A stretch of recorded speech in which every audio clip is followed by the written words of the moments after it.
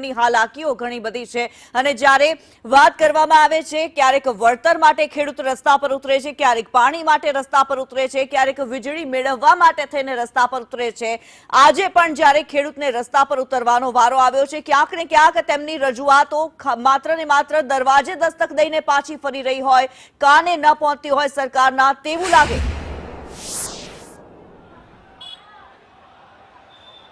જગતનો તાત હવે ખેડૂત જે છે તે ખૂબ પરેશાન જોવા મળી રહ્યો છે। ઘણી વખત તે વાત અને આવેદનપત્ર આપતા ખેડૂતોને કદાચ જોયા હશે, પરંતુ આ પહેલી વખત કદાચ એવું થયું હશે કે કોઈ રાજકીય આગેવાન નહીં પરંતુ સ્વેચ્છાએ તમામ ખેડૂતો મોટી સંખ્યામાં ભેગા થઈને દરેક ગ્રામ્ય વિસ્તારમાંથી ભેગા થઈને અહીંયા વિરોધમાં જોડાયા છે અને હાલ આ ટ્રેક્ટર રેલી દ્વારા ઓંગણજ સુધીની જે પરમિશન મળી છે ગાંધીનગર સુધીની મળશે ત્યારે તેઓનો વિરોધ ગાંધીનગર સુધીનો રહેશે, પરંતુ જે પરમિશન મળી છે તે બાબતને લઈને હવે ખેડૂતો છે તે લડી લેવાના મૂડમાં જોવા મળી રહ્યા છે, કારણ કે છેલ્લા ઘણા સમયથી તેઓ અલગ અલગ માંગ કરતા હતા। કેટલાક ખેડૂતો આપણી સાથે છે, એમની સાથે જ આપણે વાત કરીએ। બાપા, ક્યાંથી આવ્યા છો? મોરબીથી। મોરબીથી કેટલા ખેડૂતો આવ્યા? મોરબીથી અંદાજે છે ને 500 ઉપર ખેડૂતો પ્રોપર મોરબીના છે, બાકી ગામડાથી જે આવ્યા છે એની તો કોઈ સંખ્યા નક્કી જ નથી। એટલે કેવા પ્રકારની તકલીફ પડી રહી છે? તો આજે આવી રીતે લણણીનો ટાઈમ છે, ખેતીવાડીનો ટાઈમ છે, અત્યારે તમે અહીંયા વિરોધમાં છો। અત્યારે ખેડૂત જો આ સમય ઉપર ખેતી ના કરે અને અત્યારે જે નદી કેનાલના પાણી આપવામાં આવ્યા છે અને એક બાજુથી આ વીજ થાંભલાવાળા એની મશીનરી જે ખેતરની બરબાદી કરી રહ્યા છે, જે એના પાકની બરબાદી કરી રહ્યા છે, એનું તો કોઈ માપ જ નથી।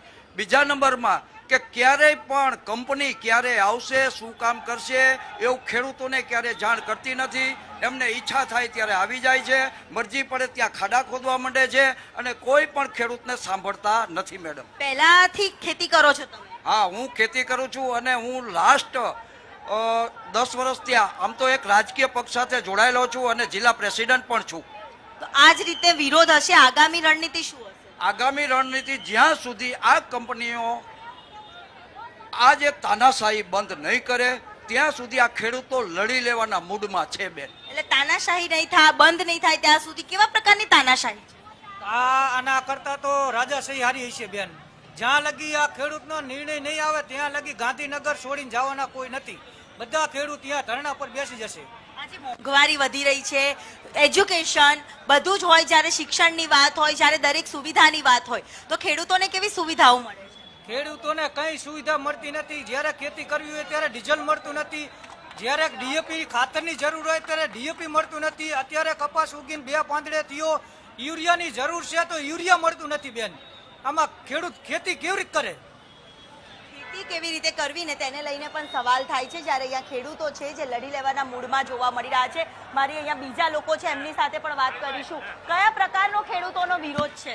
ખેડૂતોનો વિરોધ એ પ્રકારે છે કે જે પ્રાઇવેટ કંપનીઓ વીજ પોલ નાખી રહી છે એ પ્રાઇવેટ કંપનીઓ કોઈ પણ જાતના શું કહેવાય ખેડૂતોને જાણ કર્યા વિના અને એકદમ મામૂલી ભાવે ખેડૂતોની જમીન પચાવી રહી છે। ત્યારે સમગ્ર ગુજરાતમાં આમ તો એમએસપી પછી રીસર્વેના ખાતરના ભાવ વધારાના ઘણા બધા પ્રશ્નો છે। હવે ખેડૂતો નહીં ઝૂકે, હવે લડી જ લેશે। હવે એવા લડે શું કે અત્યારે તો ગાંધી ચિંધ્યા માર્ગે છે, પણ આવનારા દિવસોમાં હવે ભગતસિંહ બનતા પણ વાર નહીં લાગે ખેડૂતો। એટલે હાલ તો ગાંધી ચિંધ્યા માર્ગે વિરોધ છે જે કરવામાં આવી રહ્યો છે અને હાલ જે પ્રકારનો વિરોધ ખેડૂતોનો મોટી સંખ્યામાં જોવા મળી રહ્યો છે। રાજ્યભરના તમામ ખેડૂતો આજે ભેગા થયા છે અને મોટી સંખ્યામાં ગ્રામ્ય વિસ્તારોમાંથી પણ ખેડૂતો અહીંયા શાંતિપુરા સર્કલ પાસે પહોંચી રહ્યા છે। હાલ જે પ્રકારની કિન્નરી પરમિશન મળી છે, જે 19 સુધીની મળી છે અને હવે ગાંધીનગર સુધી પણ તેઓ જવાની તૈયારી છે જે દર્શાવી રહ્યા છે। જી, ધન્યવાદ દિવ્યા, ધન્યવાદ કશ્યપ અમારી સાથે જોડાવા બદલ, આ માહિતી બદલ।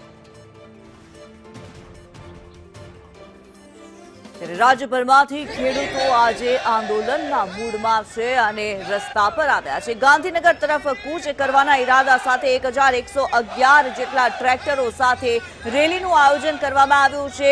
વીજ લાઇનને લઈને, વીજ પોલને લઈને મહાસંગ્રામ જેવી સ્થિતિ હાલ સર્જાયેલી જોવા મળી રહી છે। ખેડૂતો પોતાની 9 માંગો સાથે રસ્તા પર ઉતર્યા છે હાલ અમદાવાદના શાંતિપુરા સર્કલ ખાતેના જે દ્રશ્યો છે અમે આપને બતાવ્યા. ખેડૂતોની સાથે અમારા સંવાદદાતા દિવ્યા અને કશ્યપે વાતચીત પણ કરી હતી. ખેડૂતોની જે હાલાકી છે, તેમની જે માંગણીઓ છે તે જાણવાની કોશિશ કરી.